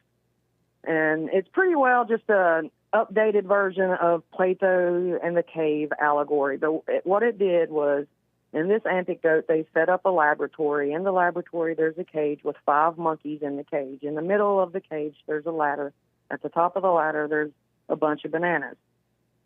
So there's scientists outside the cage, and they have a hose of water, ice water. And anytime any monkey attempts to climb the ladder, they spray the monkey with ice water. Or the other monkeys, the 4 other monkeys that's not climbing, they'll spray them with ice water. So it's not but a couple instances of this until the 4 monkeys, the other monkeys, all of them realize what's going on. So the other 4 monkeys start socially enforcing and beating any monkey that would try and climb the ladder. Yeah. Doesn't take long. Monkeys stop climbing the ladder. This gets boring, and the scientists, they take 1 monkey out of the original 5 and insert a new monkey that's never seen this cage, never seen the setup. So, of course, that monkey goes and starts climbing the ladder. Immediately, the other monkeys socially enforce the behavior that we don't climb the ladder around here. Yeah. But that monkey has never seen a water hose or nothing. So one by one, they remove 1 monkey at a time, all original monkeys. Eventually, you get 5 brand new monkeys in the cage that have never seen this water hose.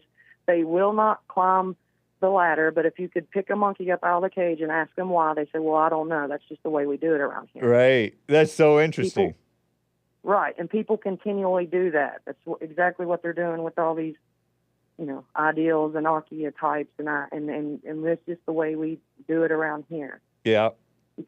People want to stand on those platforms all the time and trying to understand one another. But when you're coming from a place that is outside of that cage, you have to build an entire new structure so that people know where you're coming from, or everything's lost in translation. Oh, okay. Well, I'm just talking because, you mentioned energy. I think your spirit is over energetic, maybe. It's fun talking with you, Rachel, in West Virginia. It's been a little while, though. Yeah, well, I normally don't engage because I run into such situations. But situations like just happened with us?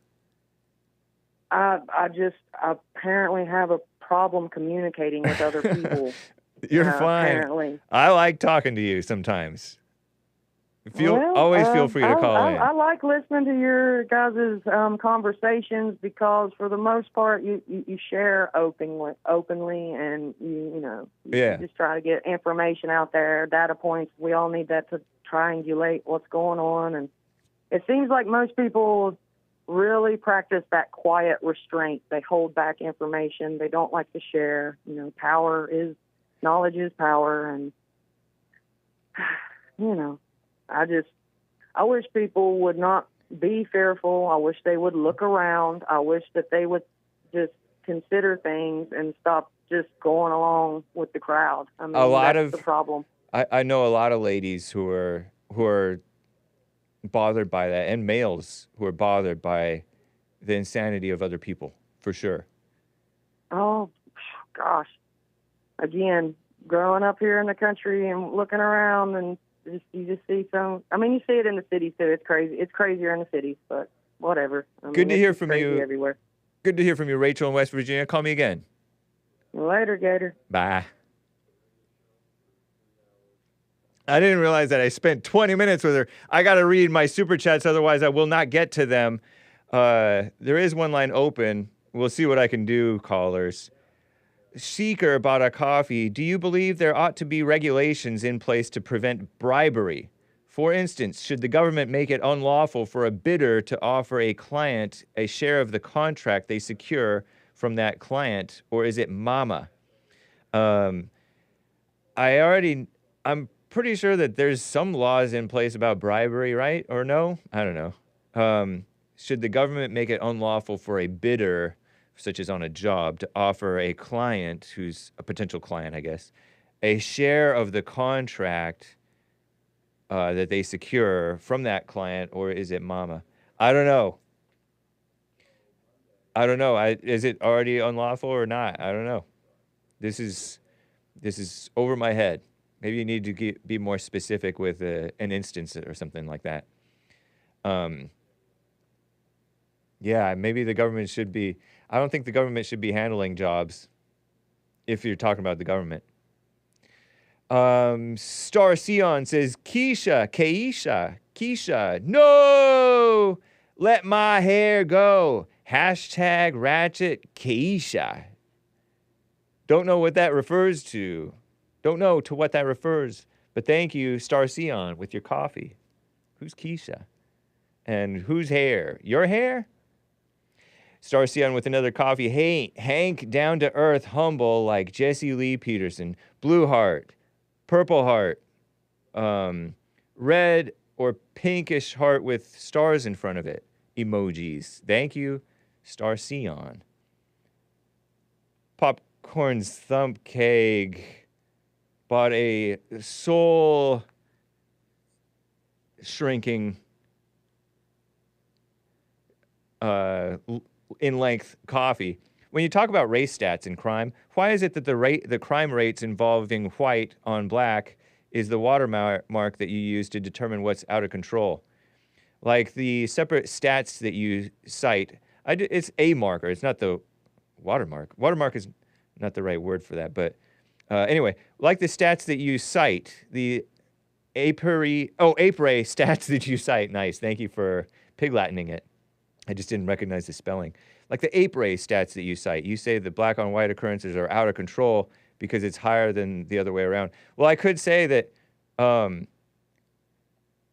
there's like supposedly 20,000 according to the Bureau of Justice Statistics in like 2008, and then essentially statistically zero, whatever that means, white on black. And there I didn't compare, was just one and the other. Yeah, the whites, and it seems like the white crime is increasing too, and the blacks are like dwarfing that. Why are the black on white offenses used as your watermark to determine when something is out of control? It's not. It's not.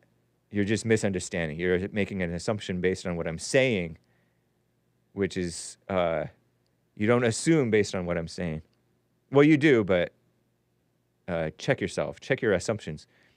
So once black people commit offenses against whites out of proportion to white on black, then it's out of control? What's your standard for...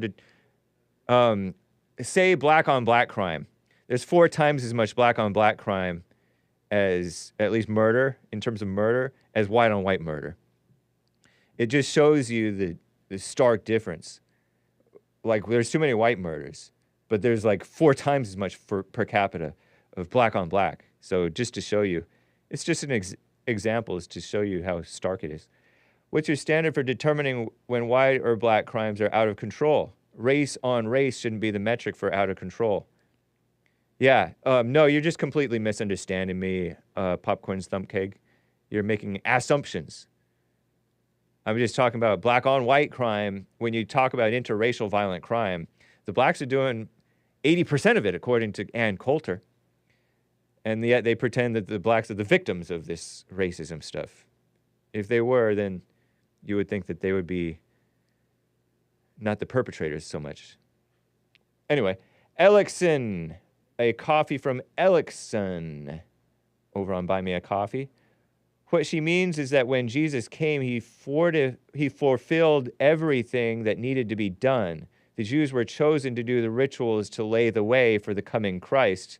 Now we are all saved thanks to God sending his son to buy us out of hell. The Jews still keep those rituals waiting for the Messiah to save them, says Elixon 4. Well, I understand that.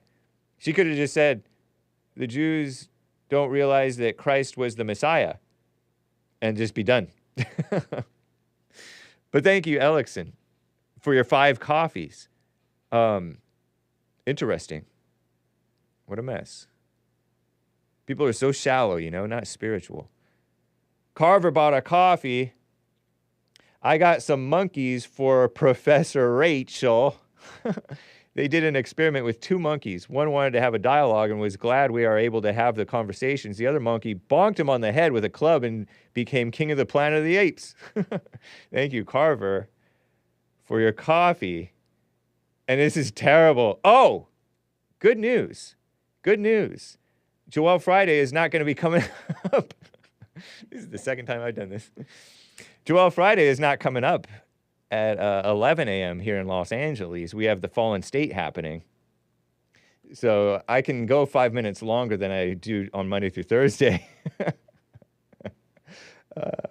So I have a little bit more time. Evil is still real with some more Rumble rants. He gave a few. Hake, why is every single black, without one exception? And I disavow that. Violent, low IQ, smelly, unbathed, degenerate, littering, STD factory. You have no monkey in your family tree, but monkeys more. I can't read this out loud. Evil is still real. I need to R-word it. And I disavow R-wording. He says more human than blacks. I disavow that. Come on, evil is still real. You're trying to get me banned or something? You're trying to do to me what Apostle Paul tried to do to one of the Christian disciples after he was the supposed Christian, according to the story that you told me. You're trying to do to my channels. You're trying to throw my channel down the stairs and break its legs. Evil is still real says, I would like your help, Hake, with solving the problem with so many blacks in prison. So what do you think would be the most effective way to increase abortions? What? 10,000%? That wouldn't help it. I mean, because blacks in prison is not a problem. It's a symptom. And abortion, too, is not a problem. It's a symptom. And teen pregnancy. They used to highlight teen pregnancy when I was a kid. Teen pregnancy was not a problem. It was a symptom. But the mama spirit, evil people, the intellectuals, think those are problems, and so they come up with all kinds of immoral ways, shallow ways to fix them. God places the best souls into normal white bodies, says evil is still real. That's funny. Rachel, how Hake is often guilty of being nicey nice when he is trying to say is you are stupid and to shut up, says evil is still real. That's a fact. But I like her. Bill West donated a diamond. They're pushing government policy based on religious belief. Really? Oh, yeah, their fake religion of diversity, equity, inclusion, and other dumb things. Ridiculous. It's not quite 5 minutes till the top of the hour, so I have time for probably one more call. Pete in Alaska is on the line. Pete in Alaska, what's up? How we doing, man? Doing fine. So I wanted to put 2 cents in on the whole racist thing. I think you can break racism down to just fear, hate, and ignorance. You're either in fear of something, or you got a hateful attitude, or you're just plain ignorant. And that's what you think of is racism when it's a bad thing? Is racism ever a good thing? I don't know. I'm with Jesse on the whole fact that it just doesn't even exist. It's just. Okay. So the people crying. These responses we have, and that's what makes people think it's some kind of racist thing. So if somebody's crying racism, are they fearful, hateful, and ignorant? If somebody's saying, "Oh, you're racist," probably in the ignorant field. If they're doing it in a hateful manner, well, it's the hate. Right. And if they're afraid of it, then it's fearful. Fear of something, like being inferior, or whatever. Right. So that's out. Yeah, I think I got a little bit of a crush on Maze there, but I don't want to step into your action. I think she's kind of fancy for you. That's pretty funny, man. Yeah, and I was thinking of a war that you could have fought in that would have been a good war, and that's the war on drugs. Nice. Yeah. There were some solid men. Say again? You could have been one of the soldiers out there consuming drugs and getting them off the streets. You know who fought the war on drugs? Sheriff Joe Arpaio.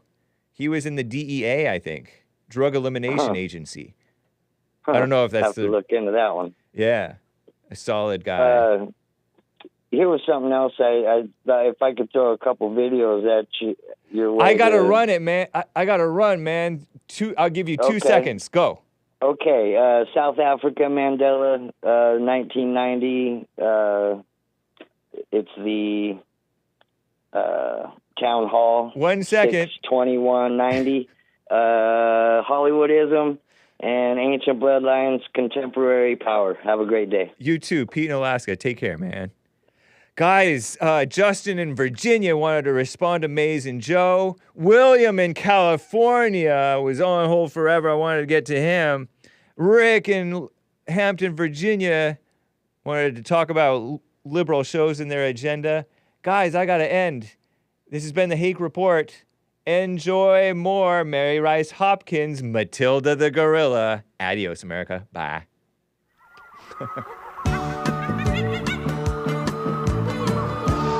So good. Speaking of monkeys in a cage and apes. I had a pet gorilla, and her name she was a Matilda. Matilda loved to sing songs every day, and this is what Matilda the Gorilla would say. Ah ooh ooh ooh ooh ah ah ah. Ah ooh ooh ooh ooh ah ah ah. Ah ooh ooh ooh ooh ah ah ah. Ah ooh ooh ooh ah ah ah. Everybody now.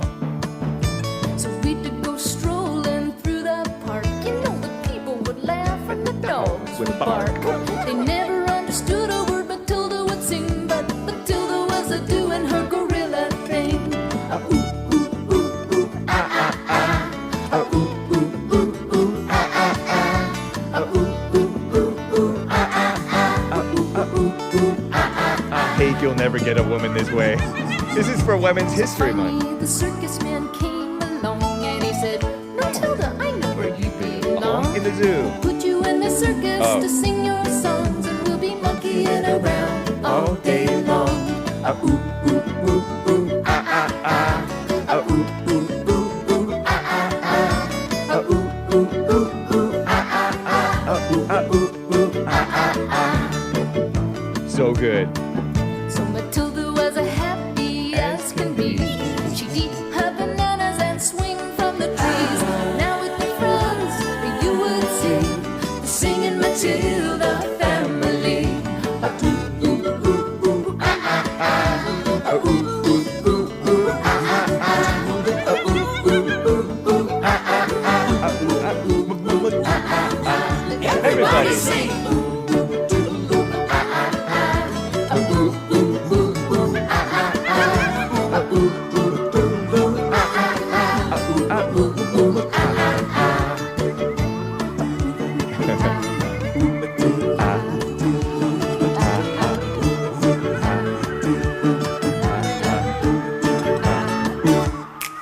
Adios, America. The Fallen State TV.